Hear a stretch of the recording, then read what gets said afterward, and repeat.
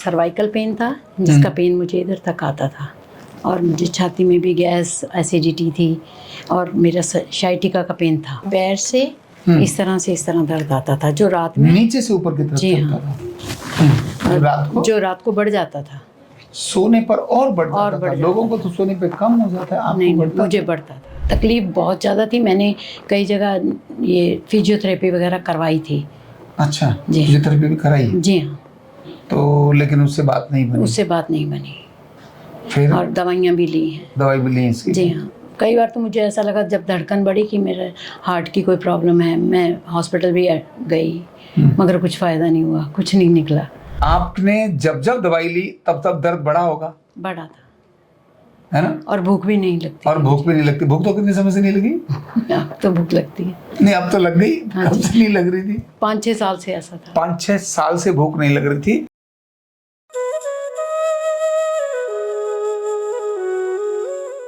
Card number 22302, Harpal Kaur Saini ji हैं।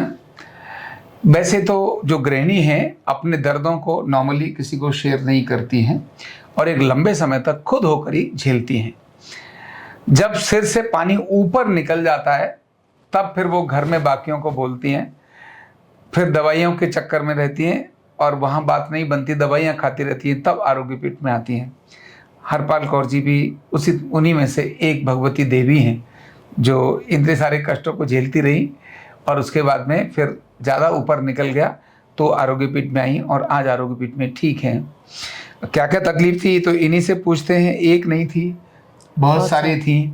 उन सब को अब तो वैसे भूल ही जाते हैं, ट्रीटमेंट लेने के बाद तो लोग भूल ही जाते हैं, लेकिन फिर भी इनके अपने वो कष्ट क्या थे जिनके कारण से आपको यहाँ आना पड़ा, वो थोड़ा याद है आपको? जी बताओ थोड़ा। मुझे सबको बताओ। एक तो सर्वाइकल पेन था, जिसका पेन मुझे इधर तक आता था, और मुझे छाती में भी गैस, एसिडिटी थी, और मेरा शाइटिका का पेन था, जिसके कारण मैं सो नहीं पाती थी। अच्छा, शाइटिका का पेन बहुत ज़्यादा था। और इस जगह कहाँ से कहाँ तक दर्द होता था बताओ? मुझे पैर से इस तरह दर्द आता था, जो रात में नीचे से ऊपर की तरफ जी चलता था। जो रात को बढ़ जाता था। सोने पर और बढ़ जाता था। लोगों को तो सोने पे कम हो जाता है, आपको नहीं, बढ़ता? मुझे बढ़ता था। अच्छा। और बहुत ज़्यादा परेशानी होती थी। अच्छा, जो अब मेरे को ख़त्म हो चुका है दर्द खत्म हो गया? जी हाँ। और गैस और एसिडिटी की भी प्रॉब्लम नॉर्मल हो गई है ना? तो जब आपको दर्द होता था तो आपको क्या करने में ज़्यादा कठिनाई होती थी? मुझे सबसे ज़्यादा बेचैनी होती थी, नींद नहीं आती थी, रात में बहुत ज़्यादा बेचैनी बढ़ जाती थी। अच्छा जी, एंजाइटी होने लगती थी? एंजाइटी होती थी और धड़कन बढ़ जाती थी, बहुत ज़्यादा डिप्रेशन में चली जाती थी, बहुत ज़्यादा सोचती थी कि मुझे क्या हो रहा है इस तरह से। आपने फिर घर वालों को कब बताया ये तकलीफ? मैंने ये 5-6 महीने पहले बताई थी। 5-6 महीने पहले जी। लेकिन तकलीफ तो आपको पहले से थी? तकलीफ बहुत ज़्यादा थी। मैंने कई जगह ये फिजियोथेरेपी वगैरह करवाई थी। अच्छा, जी। फिजियोथेरेपी भी कराई? जी हाँ। तो लेकिन उससे बात नहीं बनी? उससे बात नहीं बनी। फिर और दवाइयाँ भी ली हैं। दवाई भी ली इसकी? जी हाँ। कई बार तो मुझे ऐसा लगा जब धड़कन बढ़ी कि मेरे हार्ट की कोई प्रॉब्लम है। मैं हॉस्पिटल भी गई, मगर कुछ फ़ायदा नहीं हुआ, कुछ नहीं निकला। मगर मुझे धड़कन बढ़ती थी, सांस फूलती थी एकदम से, तो डॉक्टर को समझ ही नहीं आ रहा था कि मुझे हो क्या रहा है। वो दवाई पे दवाई दिए जा रहे थे? वो दवाइयाँ दिए जा रहे थे और उन्होंने मेरे बीपी की दवाई भी शुरू कर दी थी। अच्छा, जबकि आपको बीपी तब तक था नहीं था। उनको लगा हो सकता है बीपी के कारण से समस्या आ रही हो सकता है ना? जी। और इनके कारण जो था वो कारण थी इनकी गैस, एसिडिटी और गैस। आपकी बीमारी का जो बड़ा कारण था वो था गैस और ये वायु। दर्द तो टांग में था, लेकिन टांग का दर्द का कारण आपकी गैस थी जी। और आपने जब जब दवाई ली तब तब दर्द बढ़ा होगा? बढ़ा था, है ना? और भूख भी नहीं लगती। भूख तो कितने समय से नहीं लगी? अब तो भूख लगती है। नहीं, अब तो लग गई। कब से नहीं लग रही थी? 5-6 साल से ऐसा था। 5-6 साल से भूख नहीं लग रही थी। और आपको हम बताएं कि ये कॉमन तकलीफ होती है, कॉमन होती है। और वो क्या कॉमन होती है? बीमारी तो है इनको वायु की। मैं हमेशा तभी कहता हूँ कि जड़ पर हथौड़ा नहीं मारोगे तो ऊपर डालियां कितनी भी तोड़ते रहो, आप उसको नहीं खत्म कर सकते बीमारी को। मेन रीजन तो वही है ना। हाँ, मेन रीजन तो वही था। और उस बीमारी को, उस जड़ को जब तक पकड़ेंगे नहीं, समझेंगे नहीं, बीमारी थी इनकी वायु, गैस बन रही थी। अच्छा, दवाइयाँ गोली खाने से क्या और बनेगा? गैस और बनेगी। जी हाँ, वो सब तो हर दवाई, अब हर काम गोली नहीं करती थी दवाइयाँ। अरे गैस बना रही थी, काम भी नहीं कर सकती थी। ये जो घबराहट है ना, हाँ जी, ये भी सब घबराहट भी इनकी उस गैस की दवाई के कारण नहीं आ रही थी। तभी तो ये अब धीरे धीरे क्या है, एंजाइटी होना शुरू हो गई, बेचैनी शुरू हो गई, डिप्रेशन शुरू हो गया।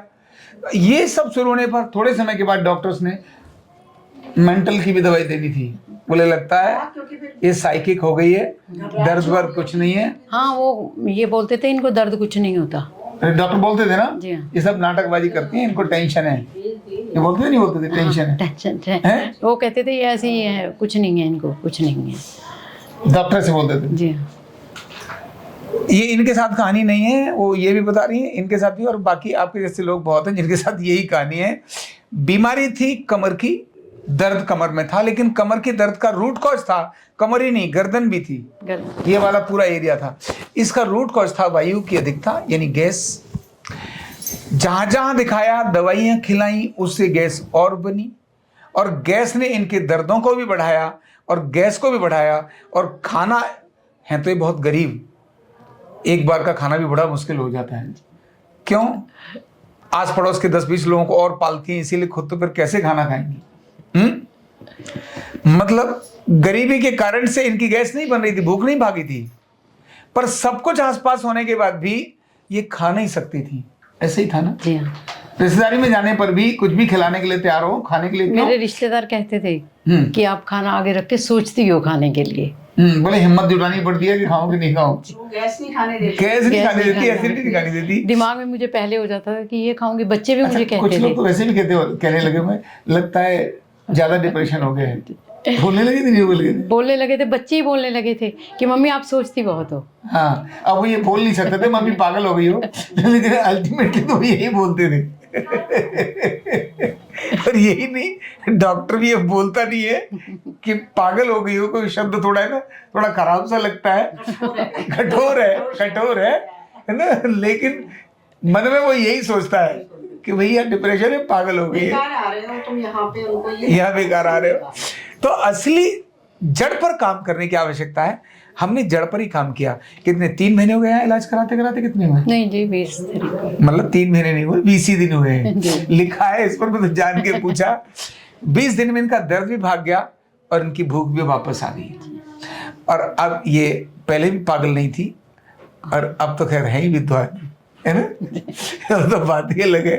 तो इसीलिए ये जो रूट कॉज है ना, आरोग्यपीठ इस अर्धनारेश्वर चिकित्सा के माध्यम से इस रूट कॉज पर ही काम करती है। मैं बोलता हूं ना, डिसबैलेंस डिसऑर्डर क्रिएट करता है, और डिसऑर्डर डिसईज क्रिएट करती है। डिसईज मतलब ईज हमारी डिस हो गई, इनकी ईज डिस हो गई थी, यानी बेचैन होने लगी थी, दर्द होने लगा था, घबराहट होने लगी थी, नींद नहीं आती थी, कुछ खाने की इच्छा नहीं करती थी। ये सब डिसईज थी। डिसऑर्डर क्या थे? तो डाइजेस्टिव डिसऑर्डर हो गया था, नर्वस सिस्टम का न्यूरोलॉजिकल डिसऑर्डर हो गया था। पेन तो सारे न्यूरोलॉजिकल ही होते हैं। तब डिसबैलेंस क्या था? तो डिसबैलेंस सिर्फ अर्धनारेश्वर का डिसबैलेंस था। हमने इन्हें अर्धनारेश्वर का डिसबैलेंस से बैलेंस किया। ये ठीक तो हो गई थी 10 ही दिन में, पर हमको भी तो अपना धंधा चलाना है। मतलब मजाक कर रहा हूँ नहीं है ना, लेकिन तो भी इन्होंने 20 थेरेपी ली, क्योंकि 10 दिन में रिलीफ होने के बाद रिलीफ को कंटिन्यू भी तो करना है ना, इसलिए 20 थेरेपी ली। और आज 20 थेरेपी में ये बिल्कुल ओके हैं, ये बहुत अच्छा भोजन करती हैं, अब इनके दर्द नहीं है। और ये आज की और 20 दिन पहले की शक्ल को देखो तो जमीन आसमान। पहले 20 दिन पहले माता जी थी, अब बहन जी नजर आ रही हैं, लड़की नजर आएंगी, है ना? और पहले आंटी थी, अब दीदी हो गई है। मैं आपसे मिली थी ना, फेस का अपने आप ही पता लगता है ना, मुंह का आपके फेस से। ऐसा था कि मन मतलब अंदर डरा डरा रहता। हाँ, आप जब उससे मिले थे ना फर्स्ट टाइम, जब तब की बात है। आज डरी तो- डरी लगती हाँ, थी। आज तो बड़ी चहक रही है, एकदम चहक रही है ना? ऐसी चहक। तो इस तरह से अब आप ठीक हैं, काफी अच्छी हैं। एकदम ब्रेक मत करना, ठीक है। धीरे धीरे ब्रेक करना, ट्रीटमेंट को डिसकंटिन्यू करते हो, क्योंकि बहुत सारी दवाइयाँ खाई हैं, बहुत लंबा समय हो गया वायु के दर्दों को झेलते हुए। तो एकदम न करके धीरे धीरे करना। और आप ऐसे लोगों का संदेश आप आगे लोगों को भेजना। मैं इसीलिए बार बार कहता हूं कि दूसरों को भेजो। मैं तो नाटकगिरी कभी भी कर सकता हूं, 2000, 2000, 5000 रुपये देकर किसी को भी बिठा के यहां बुलवा सकता हूं, पहले मैं ऐसी थी, अब मैं ऐसी हूं। लेकिन वो झूठ है, फरेब है, मतलब एक तरह का देखो तो विज्ञापन है, और मैं विज्ञापन पे विश्वास नहीं रखता हूं।